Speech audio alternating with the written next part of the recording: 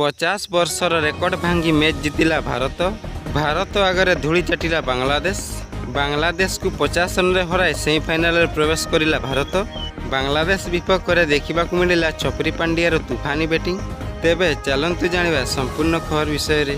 ଚଳିତ ବର୍ଷ ଟି20 ବିଶ୍ୱକପ୍ 2024 ୱେଷ୍ଟଇଣ୍ଡିଜ ଏବଂ ଆମେରିକାରେ ଖେଳାଯାଉଥିବା ବେଳେ ଗତକାଲି ୱେଷ୍ଟଇଣ୍ଡିଜର ଆଣ୍ଟିଗୁଆ ଷ୍ଟାଡିୟମରେ ଭାରତ ଏବଂ ବାଂଲାଦେଶ ମଧ୍ୟରେ ଟି20 ବିଶ୍ୱକପ୍ 2024ର ସୁପର 8ର ମ୍ୟାଚ୍ ଖେଳାଯାଇଥିଲା।